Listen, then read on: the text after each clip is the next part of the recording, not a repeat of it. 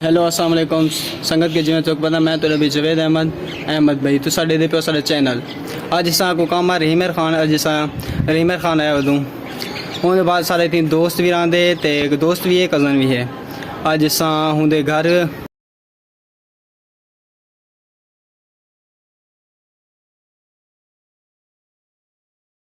समझते प्यों आसे भाई दे ये गली है ये सौंगड़ी में दे प्यों तो इंशाल्लाह तेरी मुलाकात भी करें दूँ तो उन्हें कने मतलब शहर शायरी करें दें इंशाल्लाह चको शहर शायरी भी सुनवा दूँ ये भैया उन्हें का घर है चको घर का माहौल भी दिखे दूँ सारा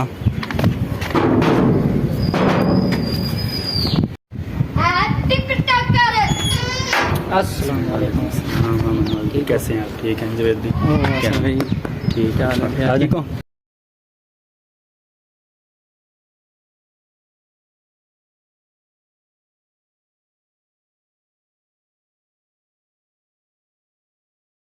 क्या हाल है आसिफ भाई? अल्हम्दुलिल्लाह अल्लाह तबीयत शुक्र ठीक है ना? आपका एहसान आपकी दुआ है बिल्कुल ठीक। आप सुनाए आप ठीक हैं? शुक्र अल्हम्दुलिल्लाह फार्म घर वाले सब ठीक हैं? सब ठीक है। आप सरदार साहब कैसे हो? ठीक, ठीक शुक्र फिटफाट तबीयत से ठीक है? सब ठीक है। आप सुनाएं कैसे हैं? ठीक है, अल्हम्दुलिल्लाह। कैसा चल रहा है काम शाम?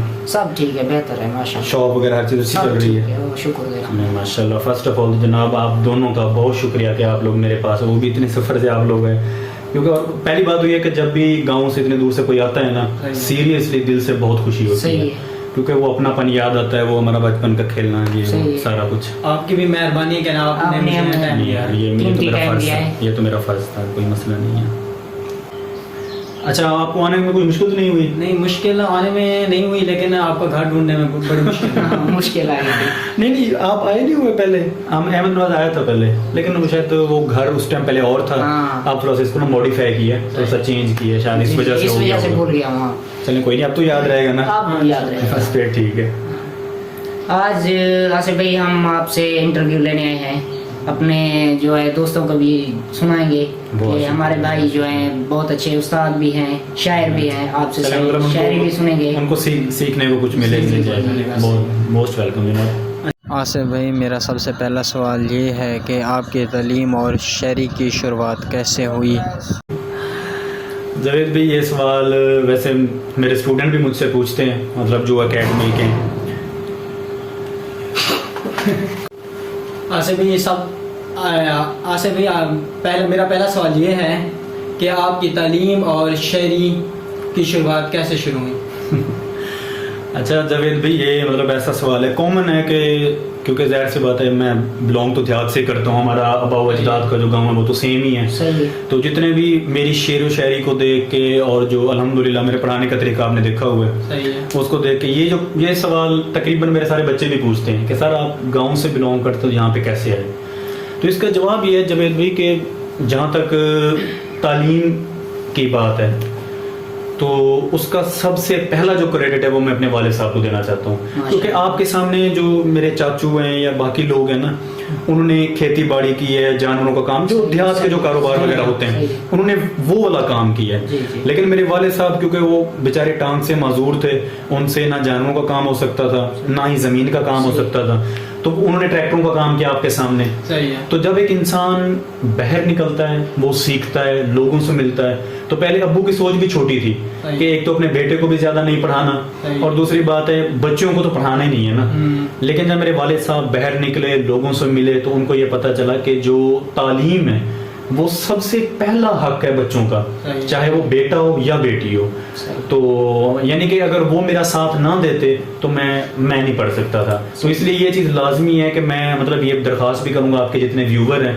कि अपने बच्चों को तालीम दें। और सबसे पहली बात हुई कि ये थिंकिंग अपने माइंड से निकाल देनी चाहिए कि जो तालीम होती है वो पैसे के लिए होती है। जी, जी। इल्म जो है वो पैसे के लिए नहीं होता। इल्म ये है कि आपने देखा होगा कि सुना होगा कि हमारे जो नबी हैं उनकी हदीस है कि जब एक आलिम मरता है उसके साथ उसका इल्म भी मर जाता है। सही है। तो मेन जो क्रेडिट है वो मेरे वालिद साहब के, उन्होंने मुझे हमेशा सपोर्ट की है। और जहाँ तक आपने शेर व शायरी का पूछा है, तो हमारे उस्ताद ये कहते थे जवेद भाई कि शायर वो बंदा जिसको कोई दुख मिला हो, कोई सदमा।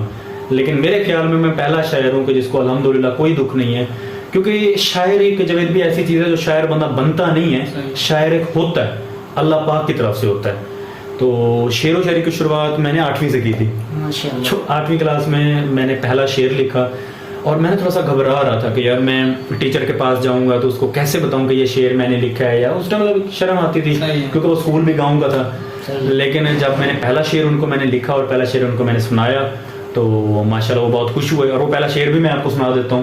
چھوٹا سا 2 لائنوں کا شعر تھا کہ ہوں سوچ میں خم کہ کیا لکھوں, ہوں سوچ میں خم کہ کیا لکھوں, اپنی خوشی لکھوں یا پھر غم لکھوں. واہ واہ واہ. یہ پہلا شعر تھا. جی جی. میرا دوسرا سوال یہ ہے, آپ کو شاعری اور تعلیم میں کون سی مشکلات پیش آئیں؟ آپ نے سوال سارے بالکل پرسنل ہیں. مطلب مشکلات ظاہر سی بات ہے ہر کام میں آتی ہیں. جیسے آپ نے چینل بنایا ہوا ہے تو آپ کو لوگ کریٹیسائز بھی کریں گے, کچھ لوگ اچھے ہوں گے جو آپ کو آپ کی محنت کو سراہیں گے, آپ کا ساتھ دیں گے. تو جاوید بھائی جہاں تک مشکلات کا تعلق ہے, سب سے بڑی مشکلات جو مجھے پیش آئی وہ لوگوں کی سوچ تھی.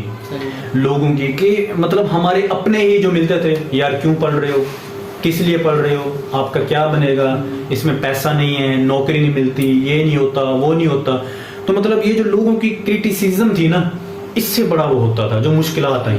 اور دوسری جو مجھے سب سے بڑی مشکل آئی تھی جاوید بھائی وہ یہ آئی تھی کہ آئی تھنک 2010-11 کے اندر نا, ایک تو سیلاب تھا, دوسرا میرے والد صاحب کا ایکسیڈنٹ ہوا, ان کی ٹانگ دوبارہ ٹوٹ گئی, 2 سال وہ چارپائی پہ بیٹھے رہے. تو اس ٹائم ایک تو ظاہر سی بات ہے تعلیم کے اخراجات ہوتے ہیں احمد نواز بھائی, تو وہ تعلیم کے بھی اخراجات تھے. بڑا بیٹا میں تھا تو میں اس ٹائم کماتا نہیں تھا, ابو بھی چارپائی پہ بیٹھ گئے. تو وہ فائنینشلی نا اس ٹائم مجھے تھوڑی سی مشکلات پیش آئیں. ابو نے بولا کہ آپ پڑھائی چھوڑ دو, آپ نہیں پڑھ سکو گے. ظاہر سی بات ہے اس ٹائم مجھے آنا جانا ہوتا تھا, لیکن الحمدللہ پھر بھی اللہ پاک نے ساتھ دیا, کیونکہ ہوتا سب کچھ اللہ پاک کی طرف سے ہی ہے.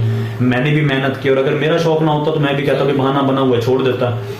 اور شعر و شاعری میں جہاں تک مجھے مشکلات آئی ہیں وہ یہ آئی کہ ہمارے دیہات کے لوگ ہیں ان کو اردو اتنی نہیں آتی, تو میری شعر و شاعری زیادہ اردو میں, تو جس کو بھی میں سناتا تھا وہ واہ واہ تو کر دیتے تھے, ان کو سمجھ کا نہیں آتی تھی. تو اس وجہ سے وہ مجھے بڑی مشکلات آئیں. اور مطلب کبھی کبھی دل تھوڑا سا افسردہ ہو جاتا تھا کہ یار یہ میں کیا کر رہا ہوں کہ میرے اپنے ہی میرا ساتھ دے رہے. لیکن جب میٹرک حسن آباد اسکول آپ نے دیکھا ہوا ہے, جب حسن آباد اسکول میں وہاں پہ گیا تو وہاں پہ ہمارے ٹیچر تھے, اللہ پاک ان کو اور کامیابی دے, ان کی عمر دراز کرے, سر فاروق صاحب, جن کا ذکر کرنا یہاں پہ لازمی ہے.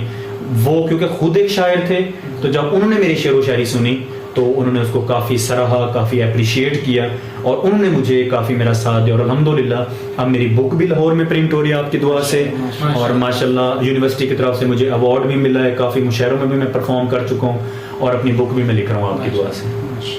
یہ دیکھیں نا آپ, مطلب کہ آپ نے سنی سب کی ہے لیکن کی جو ہے نا بالکل بالکل بالکل بالکل ایسے ہی ہے, ایسے ہی ہے بالکل. ویسے انسان کو اپنی کرنی چاہیے, کسی کی سننی نہیں چاہیے. نہیں, آپ سنو سب کی لیکن کرو اپنی, اللہ پاک آپ کو ایک دن ضرور کامیاب کرتا ہے.